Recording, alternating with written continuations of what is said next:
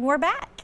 I'm here today with Jess Taylor, a wealth manager with Paducah Financial Consultants, and he's helping us work out getting our finances in order. Jess, you just explained the rule of 72 to us. Now, how do I know what type of investments are right for me?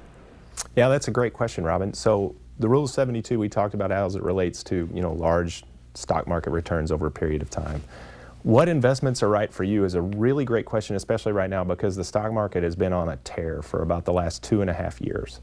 After falling over 20% in 2022, it roared back in 2023, added more in 24, and it's up significantly in 2025. One mistake that I see people making a lot is they have had their investments relatively conservative in safer things like bank accounts or CDs, things of that nature, and they see the market is running up and they want to be a part of it. Sometimes you're chasing a train that left the station already. So you have to be very careful not to pay attention to short-term returns in the past to try to guide your investment philosophy. So one thing we do here at PFC is we talk to our clients and we try to get what their risk profile is. So for instance, how comfortable you are with the short-term gains and losses potentially of certain investments.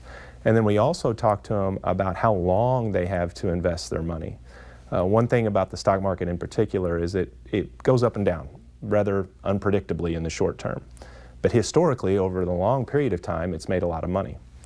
However, if many of us remember 2008, if you were to invest your money 6 months before the stock market crashed in 2008 in the stock market, and you thought you were going to retire in 6 months, you might get some really bad news.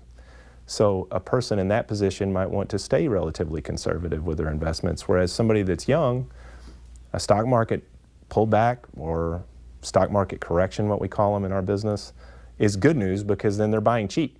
So they want to stay as aggressive as possible because they really don't care about the short-term movements of the stock market. So it all depends on the individual. I would say find a trusted advisor, talk to them about what you feel and how long you have, and they should be able to help you marry that with the appropriate investments. So it's not all or nothing. We don't have to take all of our money and invest it. We can do some at a time, even if we're already retired, right?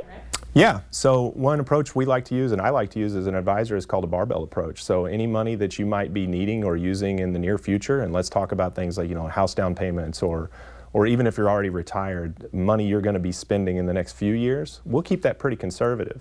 And then things or money that you can set aside for a longer term, we can play a little bit more aggressively with that money because the risk you can take is mitigated by the time you have to wait for it to come back if it were to have a short-term correction or swoon of some sort. So yeah, you don't have to put all of your money in one basket. We can put it in several different baskets that fit your profile the best. Well, Jess, we want to thank you in all your expertise. Obviously, you know your business, so I might even be hitting you up for some of that information. Great. Thanks, Robin. It was nice to meet you. If you would like to revisit this segment of Home Experts, log on to WPSDLocal6.com and click Home Experts.